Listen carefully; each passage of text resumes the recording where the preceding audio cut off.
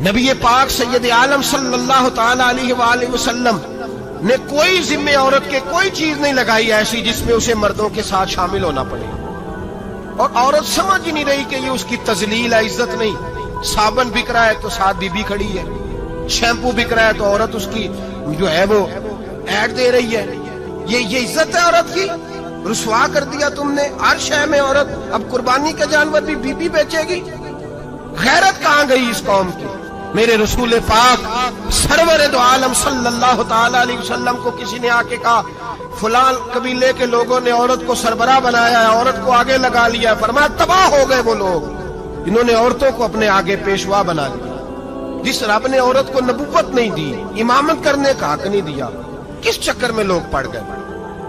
5 لاکھ کا جانور کس لیے لائے ہو؟ 5 لاکھ کا تفاخر کے لیے، دکھانے کے لیے؟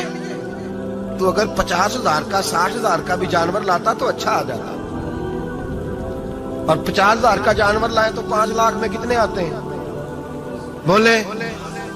تو 10 جانور ذبح ہوں گے تو کتنے غریبوں تک گوشت جائے گا، کتنے گھروں کا بھلا ہوگا؟ ہر چیز کا چکر الٹا کر دیا گیا ہے۔ اور یہ صرف حج کے لیے ہوتی تو میرے رسول پاک ہر سال قربانی نہ کرتے، اور میرے نبی پاک قربانی دینے کا حکم۔ ایک اور بات بڑی لوگ پوچھنے لگے، کہتے جی گائے کی ہوتی ہے، بھینس کی بھی ہوتی ہے کہ نہیں؟ چلو جی اب نئی بات نکل آئی۔ حدیث پاک میں لفظ آیا اونٹ کا، نبی پاک نے فرمایا بکرا 1 سال کا، گائے 2 سال کی، اونٹ 5 سال کا۔ حدیث میں لفظ آ گیا اونٹ کا۔ آپ کو بندہ کہے پہلے بتائیں نر کا کہ مادہ کا، تو میں کدھر سے آپ کو حدیث نکال کے دوں جس میں نر بھی اور مادہ علیحدہ علیحدہ ہو؟ حدیث پاک میں ذکر آ گیا دمبے کا، مینڈے کا۔ اب باقی جو سارے جاگ رہے ہیں نا، اب غور فرمائیں، باقی ایک بکرا ہے، ایک چھترا ہے، ایک دمبا ہے، ایک دیسی بکرا ہے، ایک پہاڑی بکرا ہے، تو علیحدہ علیحدہ لفظ کہاں سے نکال کے دیے گئے؟ یہ ساری انواع ہیں، اقسام ہیں، نوع ہیں۔ اسی طرح بھینس بھی گائے کی ایک قسم ہے۔ امام اعظم ابو حنیفہ فرماتے ہیں نوع منہ، یہ اس کی ایک قسم ہے، نوع میں سے ہے، گائے کی نوع میں سے ہے۔ آپ عام لفظ بولتے ہیں تو کہتے ہیں بکرا چھترا گائے بھینس، عام لفظ ہے نا۔ تو جب گائے کہہ دیا تو اب کو بندہ کہے گائے آیا تو پہلے بتائیں گائے تو ہے تو اس میں بیل شامل ہے کہ نہیں؟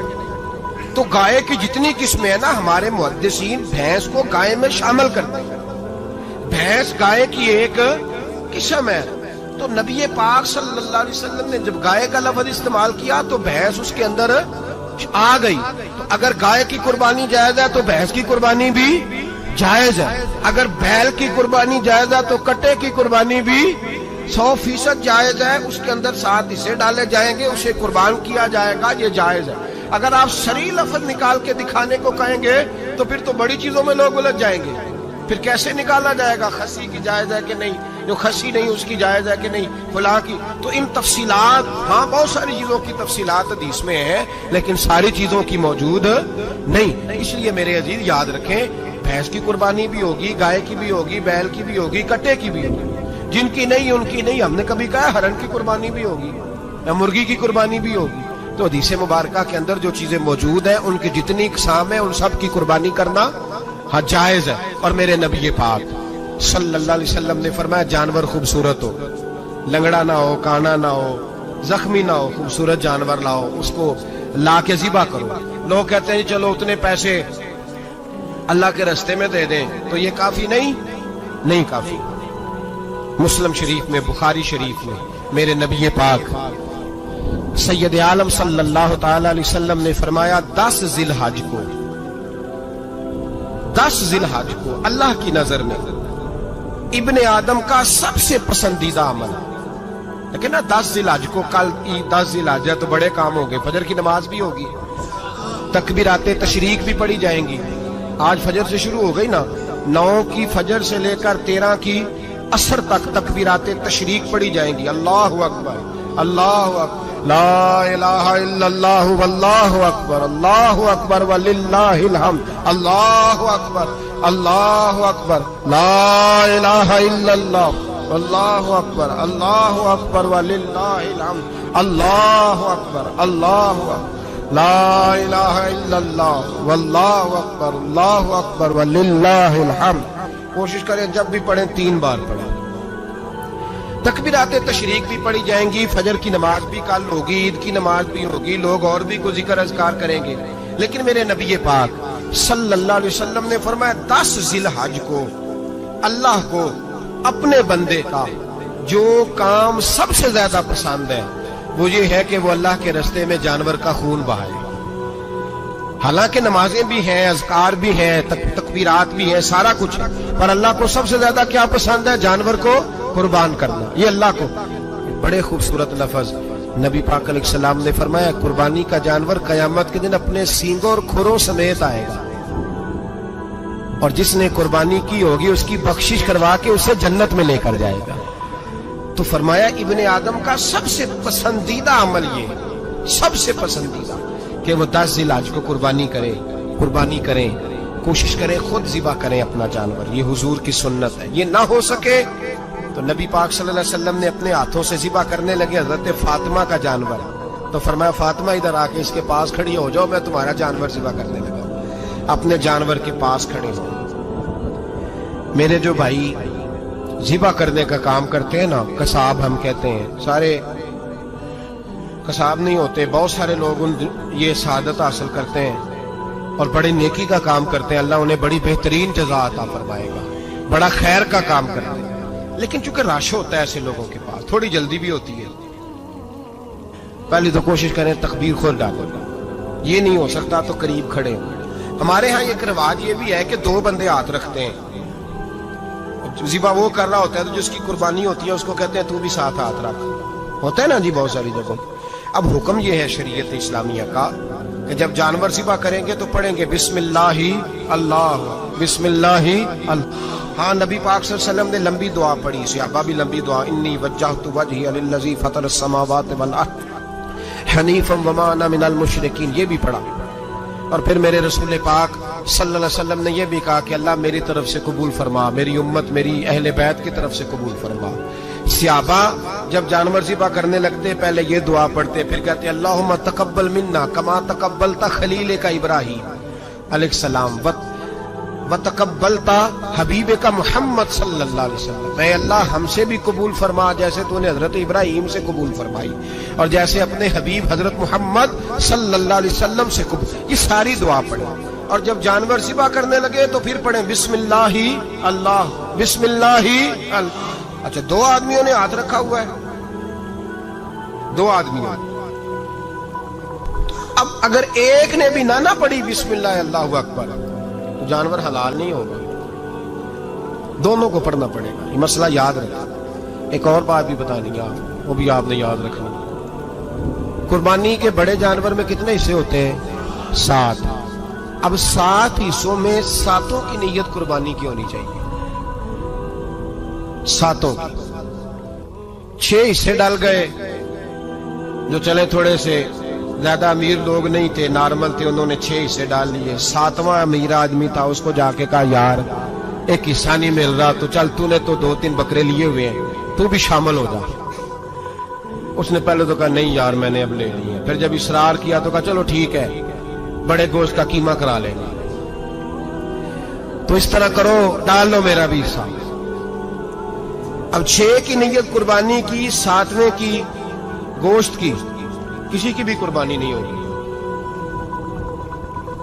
گئے سارے۔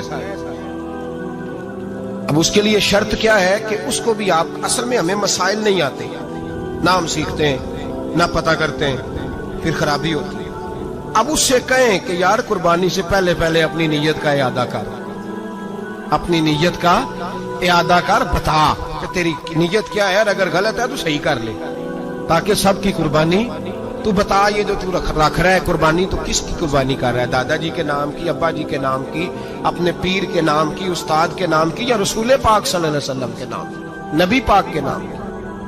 اس سے پوچھیں، اور جو وہ نیت بتائے اس نیت کی دعا ہوگی، اس کی طرف سے کہا جائے گا اے اللہ اس کی طرف سے اسے قبول۔ میری بات کی سمجھ آ رہی ہے میرے عزیزوں کو؟ اور اس ارادے کے ساتھ قربانی، اگر ایک کی بھی نیت خراب ہو گئی تو مسئلہ بگڑ گیا۔ اس لیے ان مسائل کو، اور نبی پاک کے نام کی جو قربانی ہوگی سبحان اللہ میں کرامات کا زیادہ قائل نہیں، ہم کرامات کے نہیں کیفیات کے قائل ہیں، کیفیات کی. اور دین ویسے بھی لفظوں کا نام نہیں، کیفیت کا نام ہے. میرے حصہ فرمایا کرتے تھے ہم کرامت سے زیادہ کیفیت کے قائل ہیں. اگر مرید ساری زندگی کرامتیں سناتا رہے اور کبھی اسے مدینے جانے کا شوق ہی پیدا نہ ہو، کبھی نبی پاک کے نام پہ آنسو نہ آئے، تو پھر کرامت کا فائدہ نہیں، کیفیت تو ملی نہیں اسے.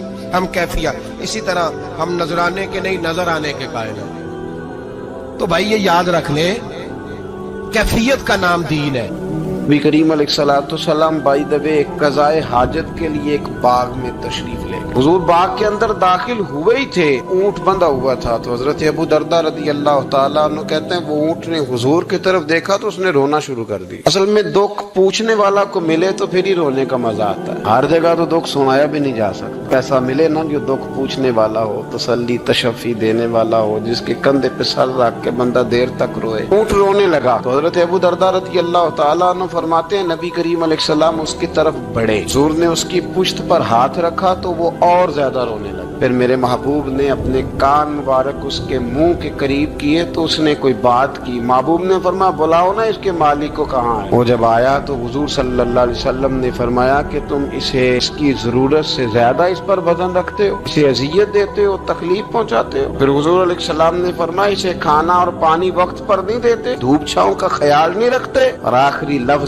حدیث کے محبوب فرمانے لگے تم اس کے بارے میں اپنے رب سے نہیں ڈرتے، اس کے حقوق کے تحفظ کے لحاظ سے تم اللہ کا خوف نہیں رکھتے، وہ تم سے پوچھے گا اس کے بارے میں. یہ حدیث حضرت ابو درداء رضی اللہ تعالیٰ عنہ نے سنی ہوئی تھی نا. جب آپ کا اپنا وقت وصال آیا نا تو حضرت ابو درداء نے بھی اونٹ رکھا ہوا تھا. جناب ابو درداء رضی اللہ تعالیٰ عنہ نے گھر والوں سے بھی معافیاں مانگی، رشتہ داروں سے بھی، دوستوں سے بھی. تو پھر اونٹ کے سامنے بھی جا کے کھڑے ہو کہنے لگے اونٹ دیکھنا اللہ کی بارگاہ میں میری شکایت نہ کر دینا، اس کے حضور کہہ نہ دینا کہ یا اللہ اس نے میرے حق نہیں ادا کیے. فرمایا میں نے کوشش کی ہے تیرے حقوق ادا کرنے کی، اور اگر کہیں کمزوری رہ گئی تو مجھ سے درگزر کر دے. نہیں یہ انداز تھا ان لوگوں. جن باتوں کا ہمیں پتہ چل چکا ہے اس پر عمل کی بھی تو کوشش ہونی چاہیے. تو میرے عزیزوں جانوروں کی حقوق میرے نبی کریم علیہ الصلوۃ والسلام نے بیان فرمائے. سب سے پہلی بات حضور نے یہ بیان کیا کہ جانور کو گالی نہ دو. ایک شخص نے ایک مرغ کو گالی دی تھی تو نبی پاک علیہ السلام نے فرمایا اسے گالی نہ دے، یہ تو تجھے آذان کے لیے بیدار کرتا ہے. پتہ نہ کچھ نوابزادوں اور شہزادوں کی نیند خراب کرتا ہے مرغا بھی. تو خیر مرغوں نے اذانیں پڑھنی چھوڑ دی. تکلیف کی بات ہے، خوشی کی بات نہیں، درد کی بات، یہ اذیت کی بات. یعنی وہ وطن بھی کو وطن ہے جس میں اذان کی آواز ہی نہ ہے، وہ دیش بھی کو دیش ہے. ہم جا کے اب بسنے لگے ہیں ٹاؤنوں کے اندر، سوسائٹیوں کے اندر جہاں اذان کی آواز ہی نہیں آتی. کچھ جگہ ہے جہاں اذان کی آواز ہی نہ آئے. ہمارے ہاں جو غریب لوگ ہوتے ہیں نا وہ گدا ریڑھی پہ دفعہ سبزی بیچتے ہیں. یہ ہمارے آج کل کنو بہت زیادہ ہے مارکیٹ میں، تو میں دیکھتا ہوں کہ سڑک کے اوپر گدے کو بھی کھڑا کیا ہوا، اس لیے کہ اب وہ اسی کے اوپر سارا دن رکھیں گے اس کو، اور شام تک جب تک بکے گا نہیں اس بیچارے کی خلاصی نہیں ہوگی. نبی پاک صلی اللہ علیہ وسلم نے فرمایا کہ جانور کو سواری بناؤ، کرسی نہ بناؤ. دو صحابہ بیٹھے تھے گھوڑے کے اوپر، ایک ادھر بیٹھا تھا ایک ادھر بیٹھا تھا، دونوں آپس میں باتیں کر رہے تھے. جس طرح ہمارے زمانے میں جو نئی نئی کار خریدتا ہے نا تو اس کا بھی کوئی واقف مل جائے تو وہ روڈ کے اوپر کھڑے ہو کے بات کرتا ہے، چونکہ روڈ تو اس نے الاٹ کرایا نا اپنے نا. تو میرے جیسا آدمی کئی دفعہ پیچھے ہو بھی نا. تو ایک دن بچہ مجھے کہنے لگا کہ زور سے ذرا ہارن دی. تو میں نے کہا یار اس کے پاس نئی نئی دولت آئی ہے تو مطلب اس کو ہارن نہ دے، پتہ نہیں کہاں سے بولے گا، تو اس کا تو کچھ نہیں بگڑے گا تو ہمارے لیے مسئلہ بنے گا. یہ ارج نہیں، اب یہ کھڑا ہے تو کھڑا. یہ اس کو لوگ چودراہٹ سمجھتے ہیں، یہ چودراہٹ نہیں ہوتی. اس سے یہ آپ کے کمزور ہونے کی علامت ہے. اس طرح چھوٹا آدمی اس طرح کے کام کرتا ہے. بڑے لوگ تو کسی کو تکلیف ہی نہیں دیتے کیونکہ وہ بڑے ہوتے ہیں. تو نبی پاک علیہ السلام نے دیکھا دو غلاموں کو، ایک کے گھوڑے کا منہ ادھر ہے دوسرے کا ادھر ہے، تو آپس میں گفت و شنید کر رہے ہیں. پھر رسول کریم علیہ السلام نے وہیں تنبیہ فرمائی، حکم دیا، فرمایا سواریوں کو سواریاں بنایا کرو، کرسیاں نہ بنایا کرو. جب تک چلنا ہو اس پر بیٹھو، اور جب بات کرنی ہو تو گھوڑے سے نیچے اترو، پھر بات کرو تو پھر دوبارہ گھوڑے پہ بیٹھو کہ اس سے اتنا ہی کام لیا جائے جتنا وہ اس کا بوجھ برداشت کر سکے. عبداللہ بن مبارک نے کرائے پہ گھوڑا لیا تھا، کرائے پہ سواری لیتے. حضرت عبداللہ بن مبارک رحمۃ اللہ تعالیٰ نے ایک شخص سے کرائے پہ گھوڑا لیا کہ مجھے فلاں سفر پہ جانا ہے تو گھوڑا کرائے پہ دے دو. اس نے کہا جی کس کس نے جانا ہے؟ تو آپ فرمانے लगे मेरा वजूद देख ले, मैं नहीं जाना है। तय हो गया, आपने घोड़ा उससे ले लिया। जब आप जाने लगे तो एक आदमी रास्ते में मिला, कहने लगा हुजूर कूफे जा रहे हैं? फरमाया हाँ। कहने लगा ये मेरा खात भी ले जाइए, ये मेरा खात है। कितना वजन होता है खात का? ये मेरा खात है, फला आदमी को दीजिएगा। तो आप फरमाने लगे तो मेरे साथ वापस चल घोड़े के मालिक के पास, अगर वो इजाजत देगा ये सफर घोड़े पे ज्यादा रखने का तो मैं रखूंगा, अगर वो इजाजत नहीं देगा तो मैं नहीं रखूंगा। तो वो आदमी कहने लगा हुजूर इतनी छोटी छोटी बातों का क्यों ख्याल रखते हैं? अब्दुल्ला बिन मुबारक फरमाने लगे इसलिए कि मैं रहमतुल लिल आलमीन नबी का मानने वाला हूँ, मेरे रसूल पाक अलैहिस्सलाम रहमतुल लिल आलमीन है, तो मैं इतना भी जुल्म जानवर पर कर सकता, मैं पहले इजाजत लूंगा उसके मालिक से, उसके बाद फिर मैं आगे जाऊंगा। तीसरी बात हुजूर अलैहिस्सलाम ने फरमाया जो जानवर जिस मकसद के लिए पैदा किया गया उसे वही काम लेना, दूसरा काम नहीं लेना, जिस मकसद के लिए पैदा किया। घोड़ा, गधा और खच्चर खाना इस्लाम में ज़िबा करके खाना इसलिए जायज नहीं रखा गया कि ये सवारी के जानवर हैं, तो जो सवारी के जानवर होंगे उन्हें ज़िबा करके खाया नहीं जाएगा, उससे सवारी का काम लिया जाएगा। और जो जानवर गोश्त वाले होंगे उनसे गोश्त का काम लिया जाएगा, जो दूध वाले होंगे उससे दूध का काम लिया जाएगा। बुखारी मुस्लिम में मौजूद है, नबी पाक अलैहिस्सलाम फरमाते हैं एक शख्स ने बैल पर सवारी कर ली, उसने सवारी कर ली और जब वो थोड़ा सा आगे गया ना तो बैल अपना मुंह पीछे करके कहने लगा मैं सवारी के लिए नहीं पैदा किया गया। अल्लाह ने उसे जुबान अता फरमाई और बैल बोल पड़ा, कहने लगा मुझे हाल के अंदर जोत ले, ये काम मुझसे ले, लेकिन तू मेरे ऊपर सवारी नहीं कर सकता। सवारी के लिए अल्लाह ने घोड़े पैदा किए, ऊंट, गधे और खच्चर पैदा किए हैं। जो जानवर जिस मकसद के लिए होगा उससे वही काम लिया जाएगा। एक बात और करने लगा हूँ, जरा सख्त है, जानवरों को लड़ाना हराम है। हज़रत अब्दुल्ला इब्न मसूद रज़ी अल्लाह तआला अन्हु रवायत बयान करते हैं, फरमाया लानती है वो शख्स जानवरों को आपस में लड़ाता है, वो लानती है जो जानवरों को आपस में, मैं और आप उस मुल्क में रहते हैं जहाँ करोड़ों रुपए की शर्तें लगती हैं जानवरों की लड़ाई, जानवरों को अज़ियत दी जाती है, तकलीफ दी जाती है, कबूतर उड़ाए जाते हैं और आई नाम उसको मिलता है जिसका कबूतर देर के बाद आए, कबूतरबाज कबूतर को बैठने नहीं देता। ये हराम है, शरीयत इस्लामिया में हराम है जानवरों का लड़ाना और उनको एक दूसरे के खिलाफ उभारना हराम है, दीन में मना किया गया है। अब जानवर को अगर पालेंगे भी तो उस हद तक पालेंगे कि जिस हद तक उसको किसी अजियत में मुब्तला न किया जाए। कुत्तों की लड़ाई कराई जाती है, मुर्गों की लड़ाई कराई जाती है, जानवरों को अजियत पहुंचती है, बैलों की लड़ाई होती है, सींग टूट जाते हैं, लहू इतना बहता है जानवरों का कि देखा नहीं जाता। जिन सामने बैठने वाले तालियां बजा रहे हैं ये तो बड़े सख्त दिल लोगों के रवैये, जानवर का खून बह रहा है और आप तालियां बजा रहे हैं। मुर्गे बेचारे की चूंच लहू लुहान हो गई है, सामने वाले ने इतना मारा है और यहाँ तालियां बज रही है कि मेरा जीत गया, बजाय इसके कि उसको पट्टी की जाती, उसको देखा जाता। ये तो संगदिल लोगों का काम है। हम तो रहमतुल लिल आलमीन नबी के गुलाम सल्लल्लाहु अलैहि वसल्लम, हमारे दीन ने तो हमें ये मिजाज ही नहीं दिया। हमने तो प्यार करना, हमने तो मोहब्बत बांटनी, हमने तो शफकत करनी। नबी पाक अलैहिस्सलातु वस्सलाम ने जानवर से उसके बच्चों को जुदा करने से मना फरमाया। जब तक बच्चे को माँ की जरूरत है उसे जुदा नहीं किया जाए, जब तक वो दूध पीता है उसे जुदा नहीं किया जाए। प्रिया का बच्चा भी छोटा है और उसकी माँ उसके लिए दाना लेके आती है तो उसे माँ से जुदा नहीं किया जाएगा, उसकी जज्बात का, एहसासात का ख्याल रखा जाएगा। यहाँ तो मेरे देहातों के जो बड़े समझदार किस्म के, समझदार खुदरी किस्म के लोग हैं, उनका भी जब बहू से इख्तलाफ होता है तो कहते हैं इसके बच्चे रख लो, ये जब खुद रोएगी तो लौट के आ जाएगी। इस महबूब ने जानवर से उसके बच्चे जुदा करने से मना किया, माँ से बच्चे जुदा करना। और सियाने लोग, कुछ मेके भी ऐसे हैं, मेके भी, वो कहते हैं बेटे तू आजा और बच्चे वापस कर दे, इसलिए कि भाई हमारा नहीं उनसे निजाम चलेगा, बच्चे उनके हैं तो तू उनको दे। यार कितना जुल्म है। इंसान हो के ये बात कर रहा है, समझदार हो के, अक्लमंद हो के, जी शऊर हो, दावा है इसकी बुजुर्गी का। नबी रहमत अलैहिस्सलाम के गुलाम हजरत अबू हुरैरा रदियल्लाहु ताला अन्हु फरमाते हैं, मिशकात में मौजूद है, फरमाया कि चिड़िया आई और आके मेरे नबी के कंधों पे बैठ गई। उस चिड़िया ने क्या कहा कि महबूब की आंखों में आंसू आ गए, हुजूर रोए,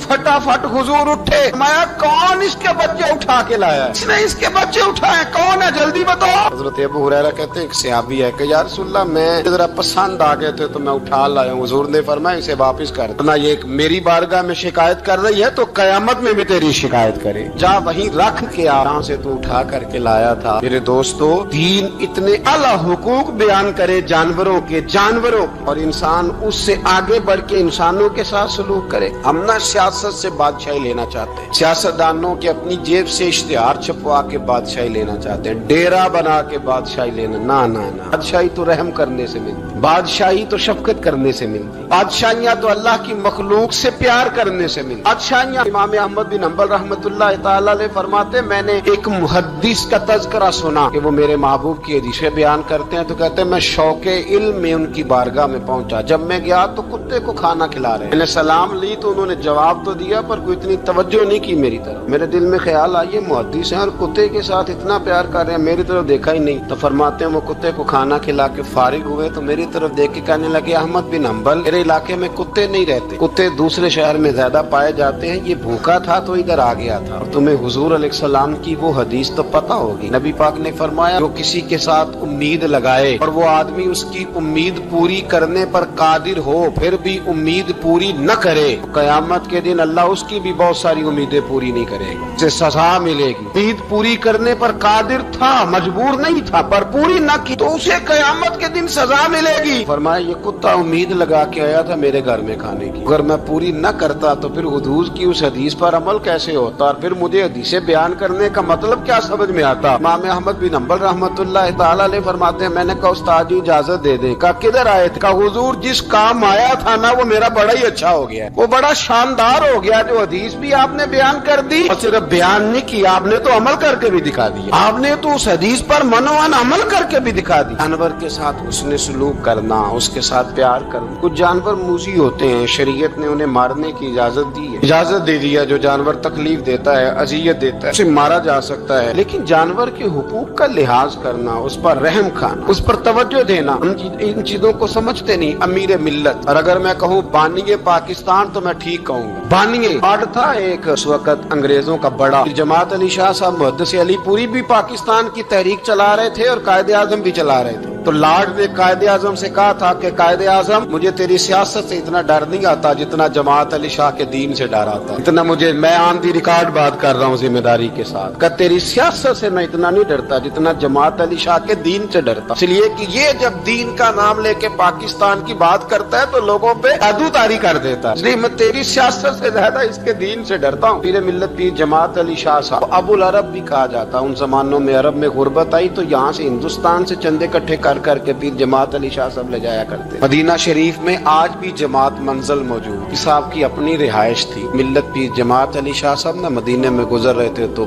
बड़े बड़े मुरीद साथ थे। उस जमाने में लोग हाथों में छड़ी रखा करते, जानवर अक्सर होते थे तो छड़ियां हाथों में होती थी। तो पीर साहब गुजर रहे थे, बूढ़े आदमी थे, साथ थे, तो एक कुत्ता दौड़ा दौड़ा आ गया। जब वो पीर साहब के करीब से गुजरने लगा तो एक मुरीद ने ना कुत्ते की टांग पे डंडा मारा, पीछे हट जा, कपड़ों को न लग जाना। चौंकने लगा, रोने लगा। जब भागा ना तो लोग कहते हैं हमने अजीब मंजर देखा। 100 साल के पीर जमात अली शाह साहब पगड़ी हाथ में पकड़ी और कुत्ते के पीछे भागना शुरू कर, दौड़ के कुत्ते को उठा के लाए और यूं उसको सीने से लगाया। पीर साहब ना उस कुत्ते को अपनी रिहायश गाह पे ले गए, अपनी पगड़ी खोल के ना तो उसकी पट्टी की, फिर दूध का प्याला उसके आगे रखा। कुत्ते ने दूध पी लिया तो पीर जमात अली शाह साहब ने हाथ बांधे लगे, मदीने के कुत्ते भी पाक की बारगाह में मेरी शिकायत न कर देना, हुजूर की बारगाह में शिकायत न करना कि या रसूलल्लाह ये आते हाजिरी देना, हमें तकलीफ देते हैं, शिकायत न करना मुस्तफा करीम की बारगाह में, मैंने नहीं इसे कहा था, इससे भूल हो गई, मैं माफी मांगता हूँ। मेरे अजीजों, वहाँ दर्द था, वहाँ सोच था, वहाँ प्यार था, वहाँ मोहब्बत थी, लेकिन हमारे रवैये इंसानों के हक में तो क्या जानवरों के हक में सख्त से सख्त तर होते जा रहे हैं। हमने अपने शौक से जानवर लड़ाने शुरू कर दिए, कबूतर उड़ाने शुरू कर दिए, तबाही पर तबाही का माहौल हम फराहम करते जा रहे हैं। इनसे प्यार करें, इनको आसानी देने की कोशिश करें।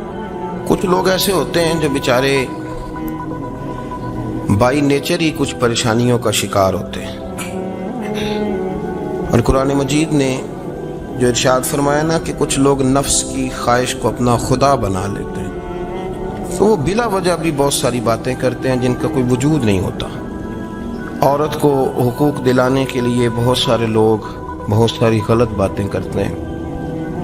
जो लोग यहाँ से किसी को ले जाते थे ना दुबई, धोखा दे के और ले जाते थे यूरोप में, अरब ममालिक में धोखा दे के ले जाते थे, तो वो भी कोई ख्वाब ही तो दिखाते थे कि इतने लाख तनख्वाह होगी, इतना कुछ होगा। वहां जाके पता चलता था कि जेब से भी देने पड़ेंगे कुछ। بہت سارے لوگ ایسے ہوتے ہیں وہ سارے خوبصورتی کے نام پر ہی دھوکہ دیتے ہیں. آپ کو پتہ ہے کہ جو آدمی کسی کو لالچ دیتا ہے تو کسی کو لوٹنے کے لیے اسے لالچ دینا بڑا ضروری ہوتا ہے. لوگ پہلے لالچ دیتے ہیں پھر لوٹتے ہیں. پہلے مکمل لالچ دیتے ہیں, یہ چیز مل جائے گی, یہ چیز مل جائے گی. لوگ مکمل لالچ دیتے ہیں, اس کے بعد پھر لوٹتے ہیں. اور اگر لالچ نہ دیں تو کوئی آدمی قابو آئے گا؟ لوگ لوٹتے ہیں لالچ دے کر. اچھا, اب وہ جو جس کو لالچ دیا جا رہا ہوتا ہے وہ کہہ رہا ہوتا ہے کہ نہیں نہیں تمہیں نہیں پتا, وہ اس وقت ماننے کو تیار نہیں ہوتا. وہ کہتا ہے اتنی خوبصورت باتیں کر رہا ہے, اتنی اچھے پیغام دے رہا ہے, تم میرے دشمن ہو, تم مجھے منع کر رہے ہو. ہوش تب آتی ہے کہ جب سب کچھ لٹ جاتا ہے. عورت کو ویسے بھی قابو کرنا بڑا آسان ہوتا ہے. اعلیٰ حضرت بریلوی رحمۃ اللہ علیہ فرماتے ہیں بیٹیاں نازک شیشیاں ہوتی ہیں, ان کو تو ذرا سی چوٹ لگے تو ٹوٹ جاتی ہیں. دیکھیں کتنا بڑا جملہ کہا بریلی کے امام, نازک شیشیاں ہیں. ذرا کوئی آدمی گمراہ کرتا ہے, ذرا خراب کرتا ہے. اب دیکھیں نا, یہ جو بچیوں کو بچے مس گائیڈ کرتے ہیں, انہیں بڑے بڑے خواب دکھاتے ہیں, وہ بیچاری ماں باپ کو چھوڑ کے, بہن بھائی کو چھوڑ کے اس کے ساتھ شادی کرتی ہے. پھر جو اس کا بعد میں حشر ہوتا ہے, آپ ادلیاں نو سردار پہن تکے تے شرما والیاں نو جھوٹے ڈولیاں دے. پھر وہ بیچاری ماں باپ رکھتے نہیں, وہ ظلم کرتا ہے, تو کتنی بڑی تکلیف میں وہ بچی آ جاتی.